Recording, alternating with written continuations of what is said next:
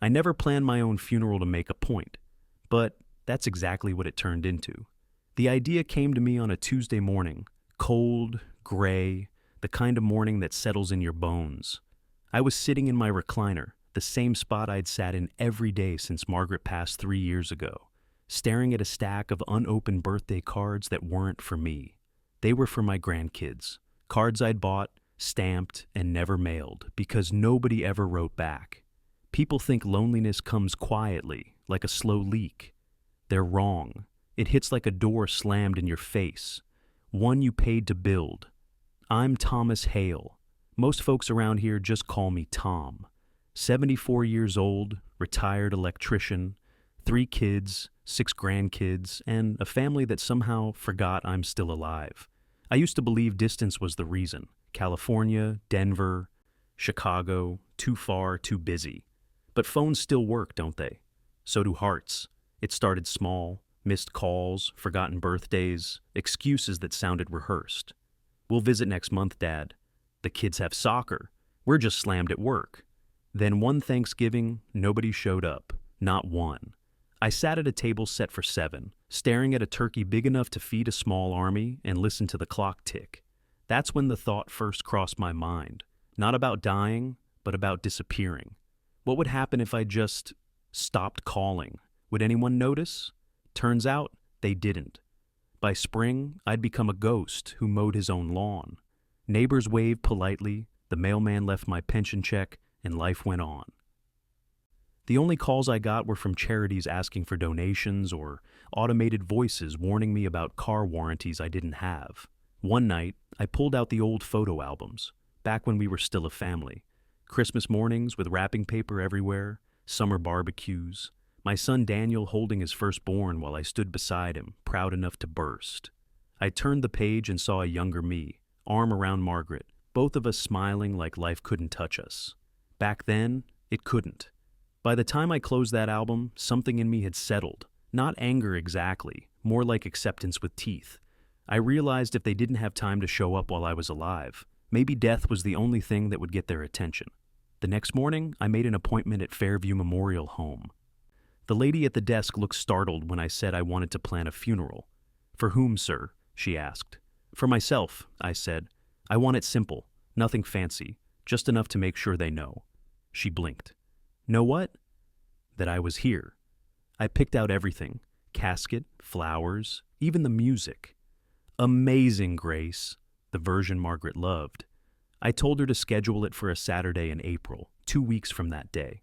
I'd pay in advance. She asked if I had any family to notify. "Oh, I'll notify them," I said. When I got home, I sat at the kitchen table and started writing letters. Real letters on paper with my old fountain pen. My handwriting looked shaky, like the tremor knew what I was planning. Each envelope had the same line on the front: "For my funeral." Inside, I kept it short. "If you care to come, the service will be held April 12th at 10 a.m., Fairview Memorial Chapel. No flowers, no donations, just your presence. Dad." I mailed all 6 that afternoon. No return address, just the old Hale handwriting they'd know anywhere. The next 2 weeks were the strangest peace I'd felt in years. There was no more waiting for calls that wouldn't come, no more disappointment. Just the quiet certainty that soon they'd have to face what they'd ignored. The Friday before the funeral, I shaved, polished my shoes, and pressed my one good suit, the one I'd worn to Margaret's burial. The mirror showed an old man with clear eyes, tired, yes, but not broken. Not anymore. Saturday came bright and cold.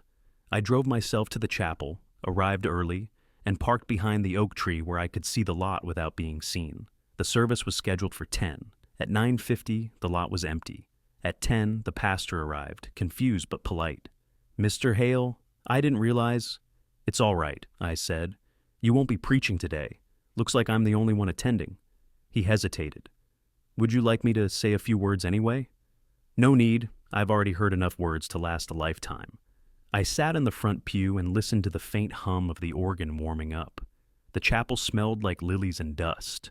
I'd imagined them there, Daniel, Lisa, Mark, sitting stiffly, pretending grief they'd never earned.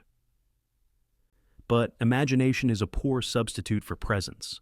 When the clock struck 10:30, I stood, thanked the pastor, and walked out into the sunlight. That was when the anger finally hit, not wild or loud, just steady, burning slow and deep. That night, I poured myself a cup of coffee, turned on my old camcorder, and hit record. The red light blinked back at me like a heartbeat. "Hello," I said softly. "If you're watching this, it means you didn't come." I paused, feeling the weight of those words. "Don't worry, I'm not dead. Not yet anyway. But maybe you had to think I was to remember I existed." I leaned closer, eyes hard. "So, let's start over. Let me remind you who you buried today." The tape ran for 40 minutes, part confession, part testimony, part reckoning. I told them about the nights I'd waited by the phone, the birthdays I spent alone, the stories I never got to finish because no one stayed long enough to listen. But I also told them about Margaret, about love, about what it means to give everything and get silence in return. When I finished, I sealed the video in an envelope labeled, "Play this when you find out," and I made sure they would, because by morning, that recording wouldn't be sitting on my table. It would be waiting somewhere they'd never expect, somewhere they couldn't ignore, no matter how hard they tried. I mailed the video the next morning at sunrise, right before the post office opened. I'd burned 6 identical DVDs, one for each of them. On the label, in thick black marker, I'd written only 3 words: "From Dad, private." No explanation, no hint, nothing to make them curious until the moment they realized what it really was. The air was cold, sharp, alive. For the first time in months, maybe years, I felt the kind of calm that comes when you've already lost everything and nothing else can hurt you. I drove home slowly, letting the morning light spill through the windshield. Birds were starting to gather on the wires along the road. They looked free, just wings and instinct. I envied them a little. When I got back, the answering machine light was blinking. For a second, my heart jumped, foolishly hoping one of them had called. It was a telemarketer. I laughed, not bitterly this time, just a short, tired laugh that felt like exhaling a ghost. The house was too quiet, too clean. Every photo frame seemed to stare at me with questions I didn't want to answer. I sat down at the kitchen table, spread out Margaret's old recipe cards, and made her favorite soup, potato and leek. She used to hum while cutting vegetables, always the same melody, a tune she swore came from her mother's garden back in Kentucky. By noon, the smell filled the house. For a moment, it almost felt like she was there. But ghosts don't hum, and memories don't answer when you talk to them. 3 days passed before I got the first call. "Dad?" It was Daniel, my eldest. His voice carried that brittle politeness people use when they're half afraid of what comes next. "We got a package, a DVD. Did you mean to send that?" "I did." "Is this some kind of joke?" "No joke." He sighed through the line. "Lisa called. She said hers said the same thing. Look, I don't know what this is about, but sending something like that after my funeral," I finished for him. Silence. Long, tight silence. Then, "You were there?" "I organized it." "You—" He stopped, regrouped. "You faked your own funeral." "No, son, I invited you to it. There's a difference." Another silence. I could almost hear the calculations in his head. Anger, embarrassment, guilt, all trying to find the right order. "You can't just—" he began, but I cut him off. "You didn't come, Daniel. You all got the letters. Not one of you showed up." "Because we thought it was a mistake. Who does that? Who sends their own—" "I did," I said softly. "Because you wouldn't come any other way." He hung up. The next call came that evening. Lisa, my middle one. The voice that used to sing off-key in the car when she was 12. "Dad, what is this? What's on the video?" "Something you need to see." "Why didn't you just call?" "Would you have picked up?" She didn't answer, just breathed into the receiver. Then she whispered, "I'm scared to watch it." "Good," I said. "Maybe you'll listen then." That night, I sat in my recliner with the TV off and the window cracked open. The air smelled like rain and dirt. Honest smells, the kind you can't fake.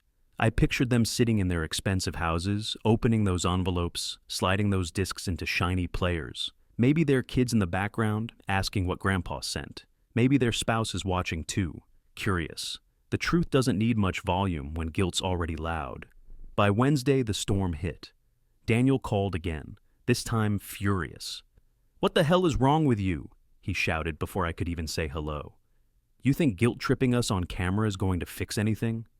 "I didn't record it to fix anything," I said quietly. "I recorded it because you already broke it. You humiliated us. I didn't say a word to anyone but you. If you feel humiliated, maybe that's your conscience talking." He swore under his breath. "You don't understand how things are, Dad. We have jobs, kids, lives. I had a life too, Daniel. It used to include you." He fell silent again. The kind of silence that feels like someone realizing they've been standing in the wrong story all along. When he spoke again, his voice had softened. "You didn't really think we didn't care, did you?" "I didn't think," I said. "I knew." That night Lisa texted. Just 3 words. I watched it. No punctuation, no explanation. But I stared at those words for a long time. I knew what she'd seen. The trembling in my hands when I held up Margaret's photograph. The empty chair at the kitchen table. The stack of birthday cards with no return addresses. And I knew what was coming next. Thursday afternoon. Someone knocked on my door. For a second I thought it was a delivery. Maybe the neighbor's package again. But when I opened it, there she was. Lisa. Standing on the porch in a gray coat, hair damp from the drizzle, eyes red-rimmed and tired. "Hi, Dad," she said softly. For a heartbeat, I couldn't speak. It had been nearly 2 years since I'd last seen her in person. I half expected her to vanish if I blinked. "I brought coffee," she added quickly, lifting a cardboard tray. "Thought maybe we could talk." My throat tightened. "You watched it all?" She nodded. "Twice." I stepped aside. "Come in." She set the cups on the table, took a long breath, and looked around the house. The walls lined with photos she'd forgotten existed. "You still keep everything the same." "Habit," I said. "Helps me remember who I was before everyone got too busy." Her face crumpled then. "Dad, we weren't trying to forget you. Life's not an excuse," I said, gentler than I meant to. "It's a choice you make every day. You all chose to move on. I just made sure you noticed what that looked like from this side." She covered her face with her hands, crying quietly. "We thought you were lonely, but okay. Daniel said you were stubborn. We didn't think that I'd bury myself to make a point." She gave a wet laugh through tears. "Yeah, that." We sat in silence for a long time. The house creaked around us, old wood settling like old bones.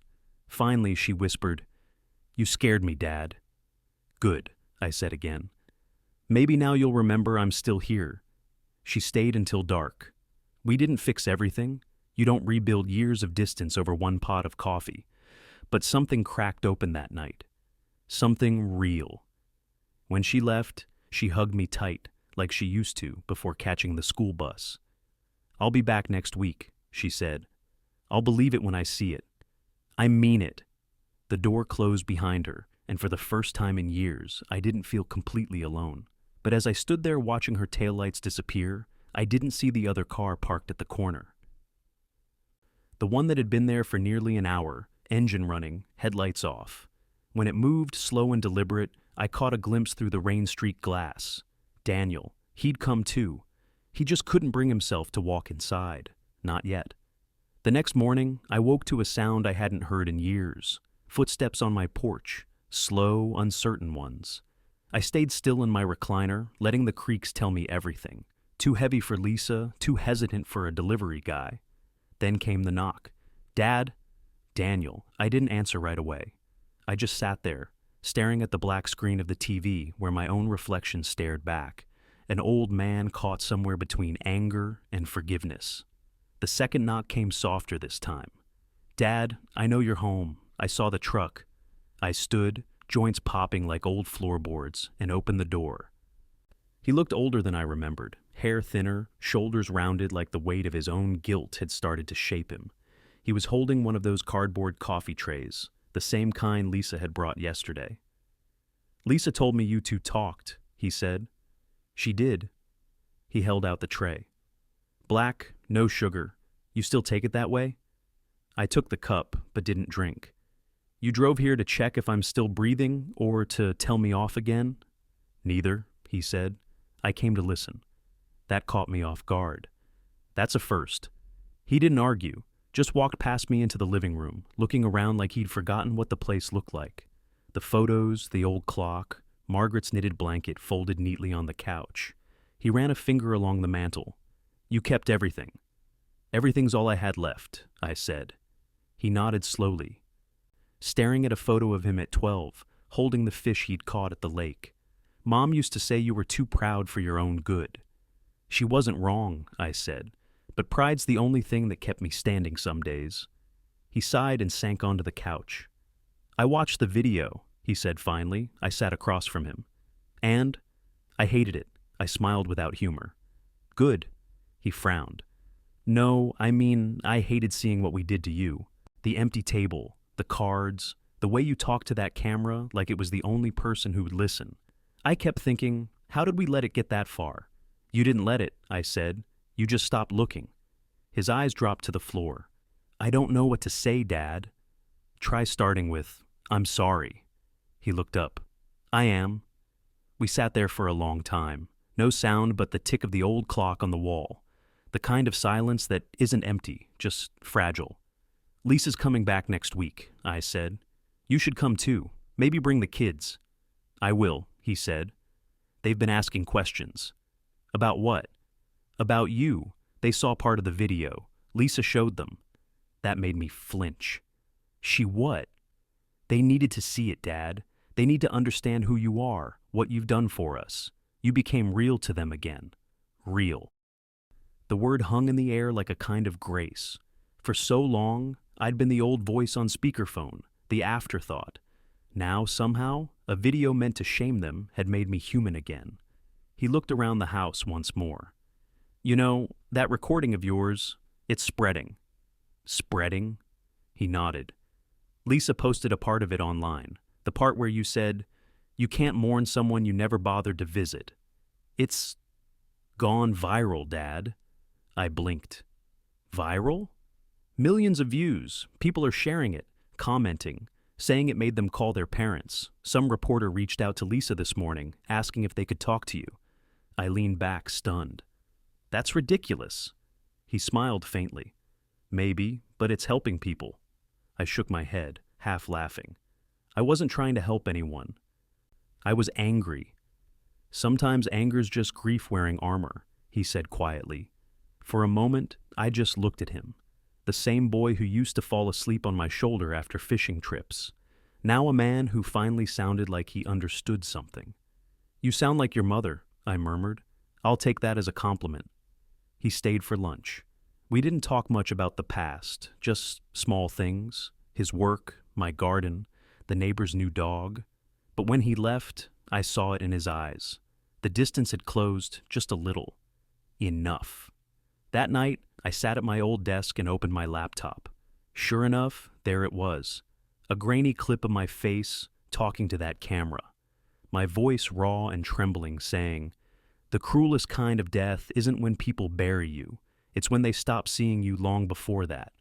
The comments scrolled endlessly.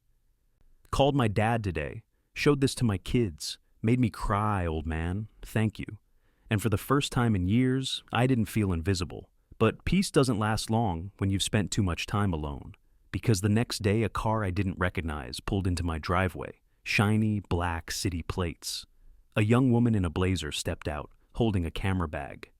"Mr. Hale," she called, smiling nervously. "I'm from Channel 7. We'd love to do a segment on your story, how your message brought families together." I almost laughed. "You sure that's what it did?" She blinked, unsure if I was joking. "Fine," I said. "Come in. But you'd better be ready to hear the whole truth, not just the pretty part. Because what she didn't know, what even my kids didn't know, was that the story wasn't over. The video wasn't the end. It was the beginning of something none of us saw coming.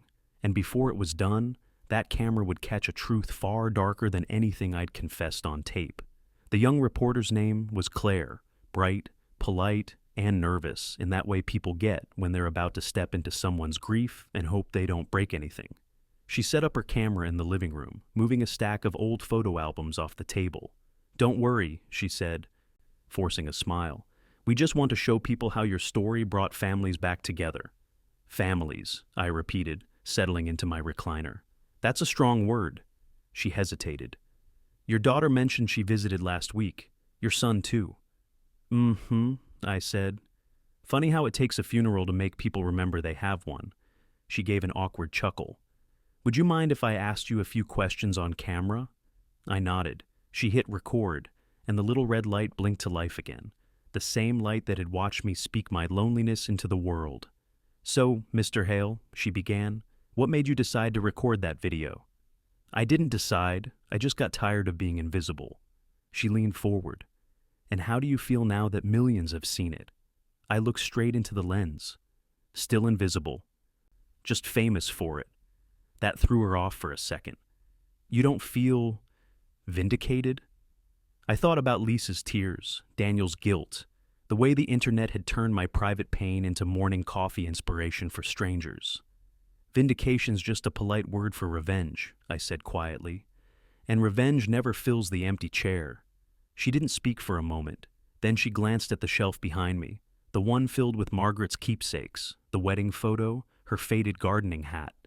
Your wife, she passed away 3 years ago? 4, I corrected. Cancer. She fought harder than any of us deserved. I'm sorry. So am I. The silence hung there, soft and heavy. She cleared her throat. Your story has really touched people.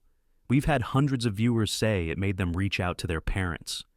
Good for them, I said. Maybe now they'll visit before the invitations stop coming. She studied me for a second.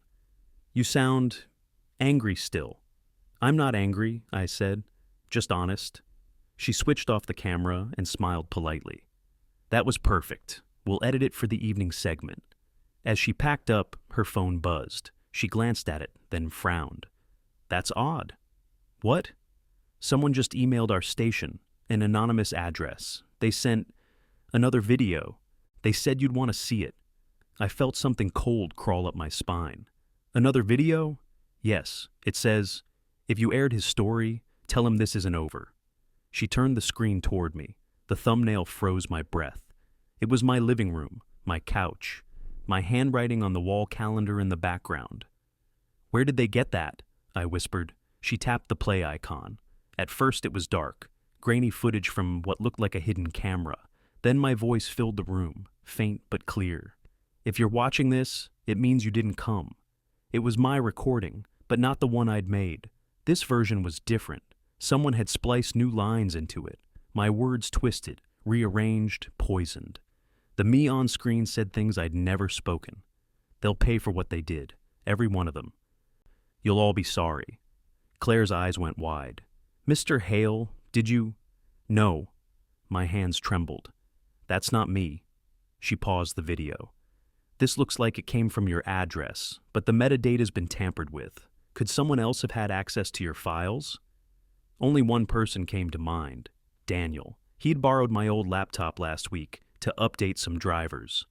My stomach dropped. I think you better leave, miss, I said quietly. Mr. Hale, if someone's threatening you, go. She hesitated, then nodded and packed up fast, promising to call later. When her car disappeared down the road, I sank into my chair, pulse hammering. The next hour, I tore the house apart. Drawers, shelves, everything. My old laptop was still there, plugged in, lid closed. I powered it on. The hard drive hummed. When the desktop appeared, I saw a new folder on it. Hale Truth. Inside were dozens of clips. Every take from my recording, unedited, raw, along with new files dated 3 days ago. Someone had cut them together into that hateful version. Whoever did it wanted to turn the world's sympathy into suspicion. And then, at the bottom, one last file. For you. I hesitated, then clicked. My son's face filled the screen. Daniel, pale, hollow-eyed, sitting in what looked like his office. He was shaking. Dad, he said, voice breaking. If you're seeing this, I didn't mean for it to go this far. My throat closed. I just wanted to protect us, he said. When Lisa uploaded your video, people started asking questions. About our family, about money, about Mom's insurance. I panicked. I thought if I made a version that looked different, maybe it would shift attention away. But someone else found it. They've got everything, Dad. Your files, your recordings. They're threatening to release it all. He swallowed hard, eyes glassy. I'm sorry, Dad. I didn't know who I was dealing with. The screen went black. I sat there in stunned silence, the hum of the computer filling the room. Outside, the first drops of rain began to fall. My quiet little revenge story had just turned into something else entirely. Something darker, something I couldn't control. Because now, someone out there had turned my pain into their weapon. And I was about to find out who. Rain hit the roof hard that night, steady and cold, the kind that makes you feel like the world's closing in. I sat in the dark with that laptop still open, the glow of the screen casting long shadows across the room. My son's frozen image stared back at me, eyes wide, pleading, terrified. I must have watched that clip a dozen times, searching for something he wasn't saying. Behind him, in the blurry background, I noticed a detail that didn't fit. A stack of cardboard boxes with the logo Fairview Insurance Group stamped in blue. Margaret's old insurance company, the same one that paid out her life policy after she died. I hadn't thought about that place in years, but seeing it again sent something sharp through my chest. Daniel had handled all those documents back then, insisted I let him manage the paperwork. I'd been too numb to argue, too lost in hospital corridors and hospice bills to notice anything odd. Until now. Lightning flashed outside, lighting up the house for half a second. That's when I saw movement through the window. A figure at the end of my driveway, just standing there, tall, motionless, an umbrella tilting slightly in the wind. I froze. After a long moment, the figure turned and walked away. I locked every door in the house. By morning, the rain had stopped, but the unease hadn't. I called Daniel's number at least 10 times. No answer. His voicemail picked up with that same rushed tone, the one that always sounded like he was running late for something more important. I left a message anyway. Son, we need to talk. I saw your video. If you're in trouble, you come here. Today. Then I called Lisa. She answered on the second ring, voice shaky. Dad, what's happening? Daniel's not answering me either. You saw it too? The edited one? It's all over the internet. People think you threatened us. Someone leaked it, Dad. The comments are awful. They're calling you a fraud. My stomach twisted. Who posted it? Nobody knows. The channel's anonymous. They titled it Confession of a Bitter Man. Find Daniel, I said. He knows who did this. I've been trying all morning. Her voice cracked. Dad, what if he's... Don't, I said sharply. Don't finish that sentence.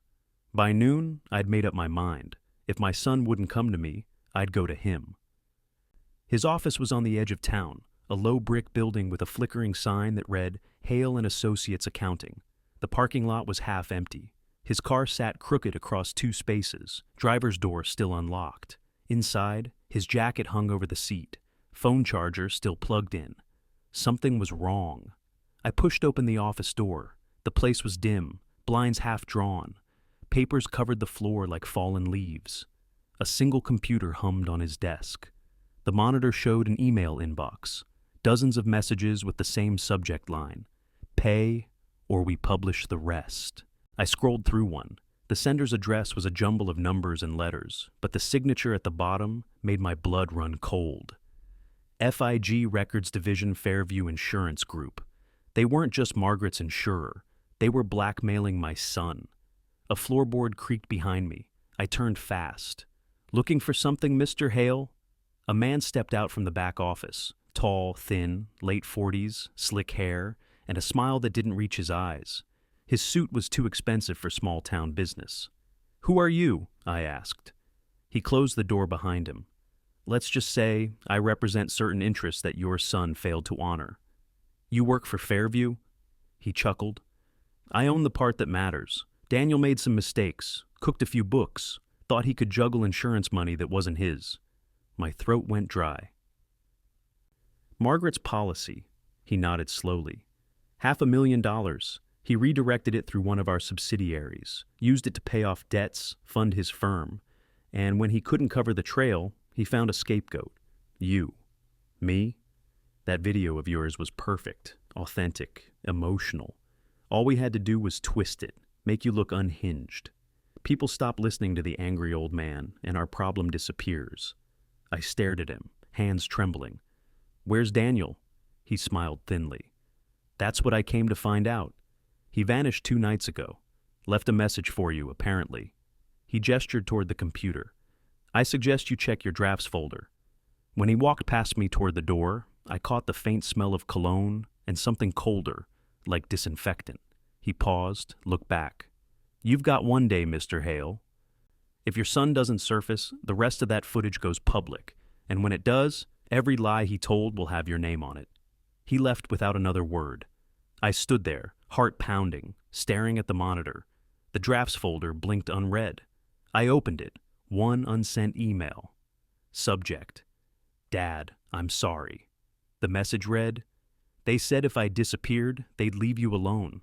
Don't trust anyone from Fairview. The money isn't what you think. Mom's policy. It wasn't an accident. I'll fix this. Just don't let them get the original tape. D." I leaned back, breath shaking. It wasn't an accident. Those words hit harder than anything else. For years, I'd believed Margaret's death was fate. Bad cells, bad luck. But now, buried inside my son's terrified message, was a suggestion that it hadn't been fate at all. I shut down the computer and left the office, rain starting again as I stepped outside. Somewhere between the empty parking lot and my truck, I realized this wasn't about loneliness anymore. It wasn't about funerals or guilt or family pride. Someone had killed my wife, and now they were coming for my son. I drove through the storm like a man chasing a ghost. The wipers could barely keep up, and every flash of lightning showed me the same thing: Margaret's face in the window reflection, calm and steady, the way she always looked when I'd lose my temper. "Find the truth," she seemed to whisper through the rain. Fairview Insurance Group wasn't far, 12 miles outside town, an office park of glass and gray stone. I pulled up just after dusk. The building was half lit, humming with that sterile silence of corporate after hours. Inside, the lobby smelled of wax and money. A lone security guard looked up from his newspaper. "We're closed, sir." "I'm not here for business," I said, flashing the visitor badge Daniel once gave me. "Just returning some paperwork." He nodded, uninterested. Doors clicked open. The elevator groaned all the way to the top floor. Executive level. When the doors parted, I saw the Fairview logo shining in brushed steel, and beneath it a glass door marked Records Division. It wasn't locked. Inside, rows of filing cabinets lined the walls. The air buzzed faintly from servers running in the next room. But what stopped me cold was the desk in the center, Daniel's desk. His jacket hung over the chair, coffee cup half full, a note pinned under it in his handwriting. "Dad, if you're reading this, I found proof. Mom's claim was flagged. Internal review. No accident. They made it look clean. File 47C. I'm sorry." My pulse roared in my ears. I searched the cabinets until my hands were raw. And there it was. 47C. Hale, Margaret. The file was thin but heavy with meaning. Inside, her policy, the payout records, and a single internal memo stamped confidential. It was dated 2 weeks before her death.